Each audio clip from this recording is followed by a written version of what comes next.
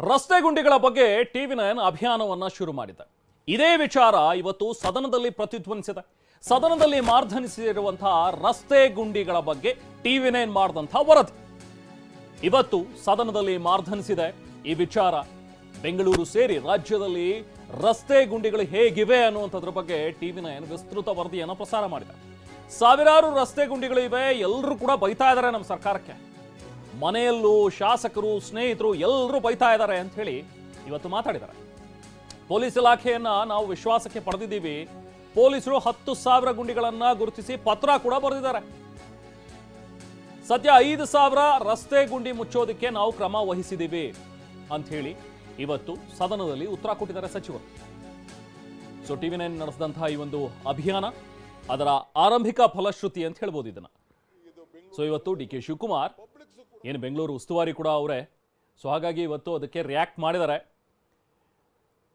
ಬೆಂಗಳೂರಿನಲ್ಲಿ ಹೇಗೆ ಅಧ್ವಾನವಾಗಿದೆ ರಸ್ತೆಗಳು ಅನ್ನುವಂಥದ್ದನ್ನು ನಾವು ಎಳೆ ಎಳೆಯಾಗಿ ಬಿಚ್ಚಿಟ್ಟಿದ್ದೀವಿ. ರಸ್ತೆ ಇಲ್ಲ, ಗುಂಡಿಗಳ ಮಧ್ಯೆ ರಸ್ತೆ ಹುಡುಕೊಂಡು ಓಡಾಡಬೇಕು. ಟೂ ವೀಲರ್ಸು, ಕಾರ್ಗಳು ನೋಡಿಯಲ್ಲಿ ದೃಶ್ಯದಲ್ಲಿ ನಾವು ತೋರಿಸ್ತಾ ಇದ್ದೀವಿ. ಈ ಥರದ ಒಂದು ಅಭಿಯಾನವನ್ನು ಕೂಡ ನಾವು ನಡೆಸಿದ್ವಿ. ಟಿವಿ9 ಅಭಿಯಾನಕ್ಕೆ ಈಗ ಒಂದು ಸ್ಪಂದನೆ ಸಿಕ್ಕಿದೆ ಡಿ.ಕೆ. ಶಿವಕುಮಾರ್ರಿಂದ. ದುಡ್ಡು ಕೊಡಲಿಲ್ಲ ಅಂದ್ರೆ ಆಗುದಿಲ್ಲ. ಎಲ್ಲ ಬೆಂಗಳೂರು ಸಿಟಿ ಹಳ್ಳಿಯವ್ರಿಗೆ ಭಾಳ ದೊಡ್ಡ ಟೀಕೆ ಈ ಗುಂಡಿಗಳದು. ಈ ಗುಂಡಿ ವಿಚಾರ, ಪಾಟ್ ಹೋಲ್ಸ್ ವಿಚಾರ ಬೈತಾ ಇದ್ದಾರೆ. ನಮ್ಮ ಮನೆಯಲ್ಲೂ ಬೈತಾ ಇದ್ದಾರೆ, ಫ್ರೆಂಡ್ಸು ಬೈತಾ ಇದ್ದಾರೆ, MLAನೂ ಬೈತಾ ಇದ್ದಾರೆ, ಇಲ್ಲೂ ಬೈತಾರೆ, ಎಲ್ಲ ಬೈತಾರೆ. ನಾನು ಇಲ್ಲ ಅಂತ ನಾನು ಹೇಳುದಿಲ್ಲ. ಸಾವಿರಾರು ಗುಂಡಿ ಇದೆ. ಅದಕ್ಕೆ ನಾನು ಗುಂಡಿ ಬಗ್ಗೆ ಗಮನ ಇರಲಿ ಅಂತೇಳಿ ಪಬ್ಲಿಕ್ ಅವೇರ್ನೆಸ್ಗೂ ಕೊಟ್ಟಿದ್ದೀನಿ. ಇದಲ್ಲದೆ ನಮ್ಮ ಪೊಲೀಸ್ ಇಲಾಖೆಯವ್ರನ್ನು ವಿಶ್ವಾಸಕ್ಕೆ ತೆಗೆದುಕೊಂಡಿದ್ದೀವಿ. ನೋಡ್ರಪ್ಪ, ನಾವು ರಾಜಕೀಯದವ್ರೇನೋ ನಾವೇನೋ ಹೇಳ್ತೀವಿ, ನಿಮ್ಗೆ ಎಲ್ಲೆಲ್ಲಿ ಬೇಕು ಗುಂಡಿ ಮುಚ್ಚಬೇಕು ಅಂತ ನೀವು ಲೆಟ್ರ್ ಕೊಡಿ, ನಮಗೆ ಲಿಸ್ಟ್ ಕೊಡಿ ಅಂತ ಕೇಳಿದೆ. ಅವರು ಒಂದು 10,000 ಆಯ್ಕೆ ಮಾಡಿ ಅವರು ಕೊಟ್ಟಿದ್ದಾರೆ.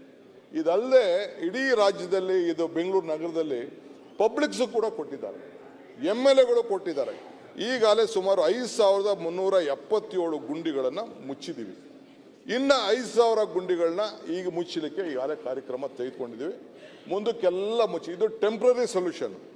ಪರ್ಮನೆಂಟ್ ಸೊಲ್ಯೂಷನ್ಗೆ ಈಗ ನಾವೀಗಾಗಲೇ ಕೆಲವು ವ್ಯವಸ್ಥೆಯನ್ನು ನಾವು ಮಾಡ್ಕೊಂಡು ನಾವು ಬಂದಿದ್ದೀವಿ. ಅದಕ್ಕೆ ವೈಟ್ ಟ್ಯಾಪಿಂಗ್ ಯಾವ ರೀತಿ ಮಾಡಬೇಕು, ಬ್ಲ್ಯಾಕ್ ಟ್ಯಾಪಿಂಗ್ ಹೇಗೆ ಮಾಡಬೇಕು, ದುಡ್ಡು ಕೇಳ್ತಾವ್ರೆ, ಅವ್ರು ಸ್ವಲ್ಪ ಈಗ ದುಡ್ಡು ಕೊಡಬೇಕು. ತಾವು ದುಡ್ಡು ಕೊಡಲಿಲ್ಲ ಅಂದ್ರೆ ಆಗೋದಿಲ್ಲ.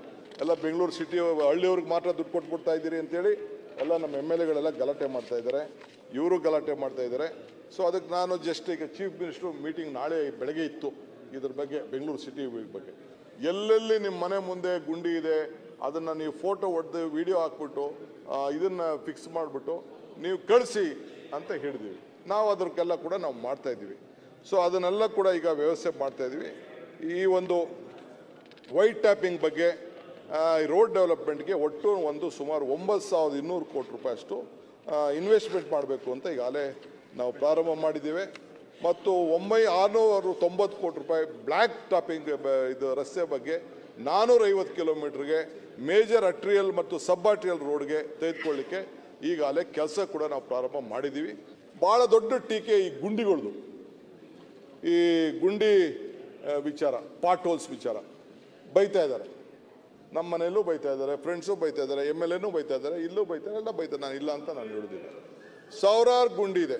ಅದಕ್ಕೆ ನಾನು ಗುಂಡಿ ಬಗ್ಗೆ ಗಮನ ಇರಲಿ ಅಂತೇಳಿ ಪಬ್ಲಿಕ್ ಅವೇರ್ನೆಸ್ಗೂ ಕೊಟ್ಟಿದ್ದೀನಿ. ಇದಲ್ಲದೆ ನಮ್ಮ ಪೊಲೀಸ್ ಇಲಾಖೆಯವ್ರನ್ನು ವಿಶ್ವಾಸಕ್ಕೆ ತೆಗೆದುಕೊಂಡಿದ್ದೀವಿ. ನೋಡ್ರಪ್ಪ, ನಾವು ರಾಜಕೀಯದವ್ರೇನೋ ನಾವೇನೋ ಹೇಳ್ತೀವಿ, ನಿಮ್ಗೆ ಎಲ್ಲೆಲ್ಲಿ ಬೇಕು ಗುಂಡಿ ಮುಚ್ಚಬೇಕು ಅಂತ ನೀವು ಲೆಟ್ರ್ ಕೊಡಿ, ನಮಗೆ ಲಿಸ್ಟ್ ಕೊಡಿ ಅಂತ ಕೇಳಿದೆ. ಅವರು ಒಂದು 10,000 ಆಯ್ಕೆ ಮಾಡಿ ಅವರು ಕೊಟ್ಟಿದ್ದಾರೆ. ಇದಲ್ಲದೆ ಇಡೀ ರಾಜ್ಯದಲ್ಲಿ, ಇದು ಬೆಂಗಳೂರು ನಗರದಲ್ಲಿ ಪಬ್ಲಿಕ್ಸು ಕೂಡ ಕೊಟ್ಟಿದ್ದಾರೆ, MLAಗಳು ಕೊಟ್ಟಿದ್ದಾರೆ. ಈಗಾಗಲೇ ಸುಮಾರು 5,377 ಗುಂಡಿಗಳನ್ನು ಮುಚ್ಚಿದ್ದೀವಿ. ಇನ್ನು 5,000 ಗುಂಡಿಗಳನ್ನ ಈಗ ಮುಚ್ಚಲಿಕ್ಕೆ ಈಗಾಗಲೇ ಕಾರ್ಯಕ್ರಮ ತೆಗೆದುಕೊಂಡಿದ್ದೀವಿ. ಮುಂದಕ್ಕೆಲ್ಲ ಮುಚ್ಚಿ, ಇದು ಟೆಂಪ್ರರಿ ಸೊಲ್ಯೂಷನ್. ಪರ್ಮನೆಂಟ್ ಸೊಲ್ಯೂಷನ್ಗೆ ಈಗ ನಾವೀಗಾಗಲೇ ಕೆಲವು ವ್ಯವಸ್ಥೆಯನ್ನು ನಾವು ಮಾಡ್ಕೊಂಡು ನಾವು ಬಂದಿದ್ದೀವಿ. ಅದಕ್ಕೆ ವೈಟ್ ಟ್ಯಾಪಿಂಗ್ ಯಾವ ರೀತಿ ಮಾಡಬೇಕು, ಬ್ಲ್ಯಾಕ್ ಟ್ಯಾಪಿಂಗ್ ಹೇಗೆ ಮಾಡಬೇಕು, ದುಡ್ಡು ಕೇಳ್ತಾವ್ರೆ, ಅವ್ರು ಸ್ವಲ್ಪ ಈಗ ದುಡ್ಡು ಕೊಡಬೇಕು. ತಾವು ದುಡ್ಡು ಕೊಡಲಿಲ್ಲ ಅಂದ್ರೆ ಆಗೋದಿಲ್ಲ. ಎಲ್ಲ ಬೆಂಗಳೂರು ಸಿಟಿ ಹಳ್ಳಿಯವ್ರಿಗೆ ಮಾತ್ರ ದುಡ್ಡು ಕೊಟ್ಬಿಡ್ತಾ ಇದ್ದೀರಿ ಅಂತೇಳಿ ಎಲ್ಲ ನಮ್ಮ MLAಗಳೆಲ್ಲ ಗಲಾಟೆ ಮಾಡ್ತಾ ಇದ್ದಾರೆ, ಇವರು ಗಲಾಟೆ ಮಾಡ್ತಾ ಇದ್ದಾರೆ. ಸೊ ಅದಕ್ಕೆ ನಾನು ಜಸ್ಟ್ ಈಗ ಚೀಫ್ ಮಿನಿಸ್ಟ್ರು ಮೀಟಿಂಗ್ ನಾಳೆ ಬೆಳಗ್ಗೆ ಇತ್ತು ಇದ್ರ ಬಗ್ಗೆ, ಬೆಂಗಳೂರು ಸಿಟಿ ಬಗ್ಗೆ. ಎಲ್ಲೆಲ್ಲಿ ನಿಮ್ಮ ಮನೆ ಮುಂದೆ ಗುಂಡಿ ಇದೆ ಅದನ್ನು ನೀವು ಫೋಟೋ ಹೊಡೆದು ವಿಡಿಯೋ ಹಾಕ್ಬಿಟ್ಟು ಇದನ್ನು ಫಿಕ್ಸ್ ಮಾಡಿಬಿಟ್ಟು ನೀವು ಕಳಿಸಿ ಅಂತ ಹೇಳಿದ್ದೀವಿ. ನಾವು ಅದಕ್ಕೆಲ್ಲ ಕೂಡ ನಾವು ಮಾಡ್ತಾ ಇದ್ದೀವಿ. ಸೊ ಅದನ್ನೆಲ್ಲ ಕೂಡ ಈಗ ವ್ಯವಸ್ಥೆ ಮಾಡ್ತಾ ಇದ್ದೀವಿ. ಈ ಒಂದು ವೈಟ್ ಟ್ಯಾಪಿಂಗ್ ಬಗ್ಗೆ ರೋಡ್ ಡೆವಲಪ್ಮೆಂಟ್ಗೆ ಒಟ್ಟು ಸುಮಾರು 9,200 ಕೋಟಿ ರೂಪಾಯಿ ಅಷ್ಟು ಇನ್ವೆಸ್ಟ್ಮೆಂಟ್ ಮಾಡಬೇಕು ಅಂತ ಈಗಾಗಲೇ ನಾವು ಪ್ರಾರಂಭ ಮಾಡಿದ್ದೇವೆ.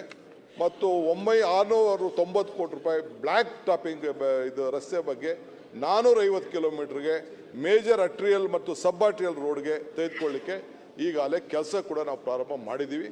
ಭಾಳ ದೊಡ್ಡ ಅಟ್ಲೀಸ್ಟ್ ಈಗ ಬೆಂಗಳೂರಿಗರು ಸ್ವಲ್ಪ ನಿಟ್ಟುಸಿರು ಬಿಡ್ಬೋದು. ಯಾಕಂದರೆ ಈ ರಸ್ತೆ ಗುಂಡಿಗಳಿಂದಾಗಿ ಸಾಕಷ್ಟು ಅಪಘಾತಗಳು ಸಂಭವಿಸ್ತಾ ಇದ್ವು, ಜನ ಓಡಾಡೋದಕ್ಕೂ ಕೂಡ ಕಷ್ಟ ಆಗ್ತಾ ಇತ್ತು. ಒಂದು ಕಡೆ ಹೆವಿ ವೆಹಿಕಲ್ಗಳು, ಟ್ರಾಫಿಕ್ ಜಾಮ್ ಅದರಿಂದ ಸಂಭವಿಸ್ತಾ ಇದೆ. ಇನ್ನು ಈ ರಸ್ತೆ ಗುಂಡಿಗಳು ಬೇರೆ ಆಗಿರೋದ್ರಿಂದಾಗಿ ಈ ರಸ್ತೆ ಗುಂಡಿಗಳನ್ನು ಪಾರ್ ಮಾಡ್ಕೊಂಡು ಹೋಗೋದೇ ಒಂದು ದೊಡ್ಡ ಹರಸಾಹಸ. ಅದರಿಂದಾಗಿ ಇನ್ನಷ್ಟು ಜಾಸ್ತಿ ಟ್ರಾಫಿಕ್ ಜಾಮ್ ಉಂಟಾಗ್ತಾ ಇತ್ತು. ಅಟ್ಲೀಸ್ಟ್ ಈಗ ಬೆಂಗಳೂರು ಉಸ್ತುವಾರಿ ಆಗಿರುವಂಥ ಡಿ.ಕೆ. ಶಿವಕುಮಾರ್ ಅವರು ಇದಕ್ಕೆ ಹಣ ಸ್ಯಾಂಕ್ಷನ್ ಮಾಡ್ತೀವಿ, ರಸ್ತೆ ಗುಂಡಿಗಳನ್ನು ಮುಚ್ಚೋ ಕ್ರಮ ಮಾಡ್ತಾ ಇದ್ದೀವಿ ಅನ್ನುವಂಥದ್ದನ್ನು ಹೇಳಿದ್ದಾರೆ.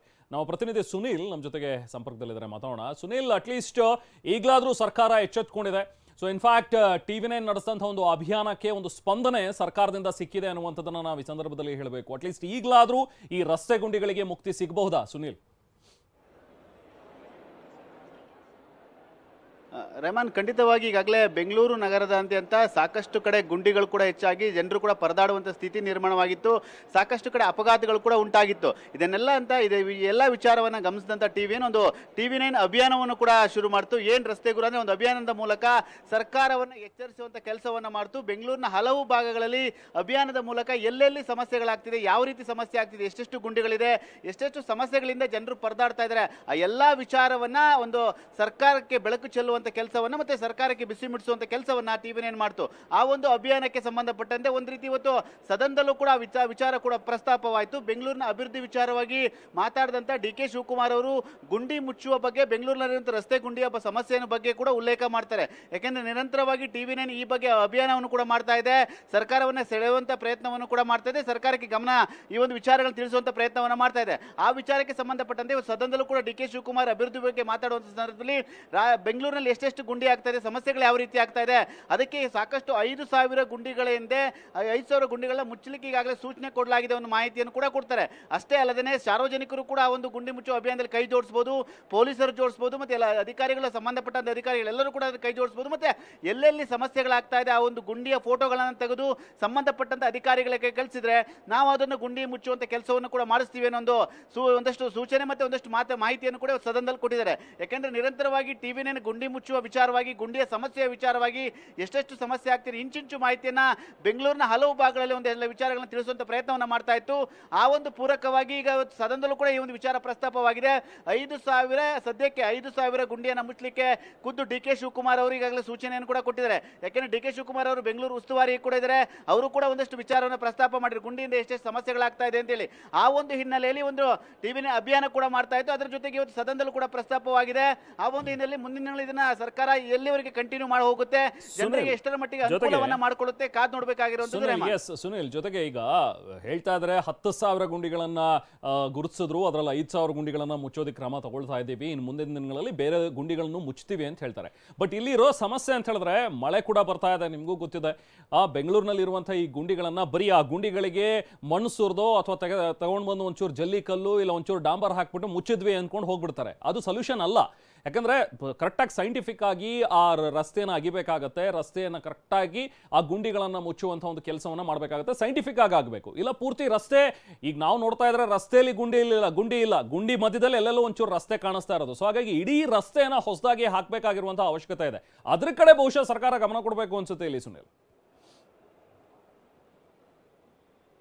ಖಂಡಿತ ರೆಹಮಾನ್, ಪ್ರಮುಖವಾಗಿ ಯಾಕೆಂದ್ರೆ ನೀವು ಮಾತು ಹೇಳಿದ್ರಿ, ಈಗ ಅಂದ್ರೆ ರಸ್ತೆ ಕಾಣಿಸ್ತಾ ಇಲ್ಲ, ಗುಂಡಿಗಳೇ ಕಾಣಿಸ್ತಾ ಇದೆ, ಗುಂಡಿಗಳಲ್ಲಿ ರಸ್ತೆ ಕಾಣಿಸ್ತಾ ಇದೆ ಅಂತೇಳಿ ಅದಕ್ಕೆ ಪೂರಕವಾಗಿ TV9 ಸಂಪೂರ್ಣವಾಗಿ ವಿಸ್ತೃತ ಒಂದು ವರದಿಯನ್ನು ಕೂಡ ಮಾಡ್ತಾ ಇದೆ ನಿರಂತರವಾಗಿ. ಯಾಕೆಂದ್ರೆ ಸಾಕಷ್ಟು ಭಾಗಗಳಲ್ಲಿ ರಸ್ತೆಗಿಂತ ಗುಂಡಿಗಳೇ ಹೆಚ್ಚಾಗಿದೆ, ಸಾರ್ವಜನಿಕರು ಕೂಡ ಒಂದಷ್ಟು ಹಿಡಿಶಾಪವನ್ನು ಹಾಕ್ತಾ ಇದ್ದಾರೆ, ಮಳೆ ಕೂಡ ನಡೀತಾ ಇದೆ, ಕಾಮಗಾರಿಗಳು ನಡೀತಾ ಇದೆ, ಇದರಿಂದ ಸಾಕಷ್ಟು ತೊಂದರೆ ಕೂಡ ಆಗ್ತಾ ಇದೆ. 10,000 ಗುಂಡಿಯನ್ನು ಗುರುತಿಸಲಿ 5,000 ಮುಚ್ಚಲಿಕ್ಕೆ ಸೂಚನೆಯನ್ನು ಕೊಡಲಾಗಿದೆ. ತಾತ್ಕಾಲಿಕವಾಗಿ ಮುಚ್ಚಿದ್ರೆ ಮತ್ತೆ ಮಳೆ ಆಗುವ ಹಿನ್ನೆಲೆಯಲ್ಲಿ ಮತ್ತಷ್ಟು ಸಮಸ್ಯೆ ಆಗುತ್ತೆ, ಮತ್ತೆ ಗುಂಡಿ ಕಿತ್ತು ಬರುತ್ತೆ. ಇದೊಂದಕ್ಕೆ ಒಂದು ಒಂದು ಸಂಪೂರ್ಣವಾದ ಒಂದು ಪರಿಹಾರವನ್ನು ಹುಡುಕಬೇಕಾಗುತ್ತೆ. ಒಂದು ಪರಿಹಾರ ಹುಡುಕಿದ ನಂತರದಲ್ಲಿ ಇದು ಸಾರ್ವಜನಿಕರಿಗೆ ಅನುಕೂಲವಾಗುತ್ತೆ. ಆ ಒಂದು ಲೆಕ್ಕದಲ್ಲೂ ಕೂಡ ಒಂದು ಸರ್ಕಾರ ಇದ್ರ ಬಗ್ಗೆ ಚಿಂತನೆಯನ್ನು ಕೂಡ ಹರಿಸಬೇಕು, ಗಮನವನ್ನು ಕೂಡ ಹರಿಸಬೇಕು. ಸದ್ಯಕ್ಕೆ ಈಗ ಸದ್ಯಕ್ಕೆ ಒಂದಷ್ಟು ಗುಂಡಿಗಳನ್ನ ಮುಚ್ಚಿಬಿಟ್ಟು ನಾವು ಗುಂಡಿಯನ್ನು ಮುಚ್ಚಿದೀವಿ ಅಂತಂದ್ರೆ ಮತ್ತೆ ಅವು ಮಳೆ ಮತ್ತೆ ಆದಂತ ಸಂದರ್ಭದಲ್ಲಿ ಗುಂಡಿ ಕಿತ್ತೋಗುತ್ತೆ, ಮತ್ತೆ ಸಾರ್ವಜನಿಕರು ತೊಂದರೆಯನ್ನು ಅನುಭವಿಸಬೇಕಾಗುತ್ತೆ. ಇದಕ್ಕೆ ಒಂದು ಅಂತಿಮವಾದ ಒಂದು ಪರಿಹಾರ ಬೇಕಾಗುತ್ತೆ. ಆ ಒಂದು ನಿಟ್ಟಿನಲ್ಲಿ ಸರ್ಕಾರವು ಕೂಡ ಗಮನ ವಹಿಸಬೇಕು. ಇವತ್ತು 5,000 ಗುಂಡಿಯನ್ನು ಮುಚ್ಚಲಿಕ್ಕೆ ಸೂಚನೆಯನ್ನು ಕೊಡಲಾಗಿದೆ ಅಂತೇಳಿ ಖುದ್ದು ಡಿ ಕೆ ಶಿವಕುಮಾರ್ ಅವರು ಹೇಳಿದ್ದಾರೆ. ಆ ಒಂದು ನಿಟ್ಟಿನಲ್ಲಿ ಇದು ಎಷ್ಟರ ಮಟ್ಟಿಗೆ ಫಲಪ್ರದವಾಗುತ್ತೆ ಅಂತ ಕಾದು ನೋಡಬೇಕಾಗಿದೆ. ಯಾಕಂದ್ರೆ ನಿರಂತರವಾಗಿ ಟಿವಿ9 ಕೂಡ ಅಭಿಯಾನ ಮಾಡ್ತಾ ಇರುವಂತದ್ದು. Rehman. Yes, thank you Sunil.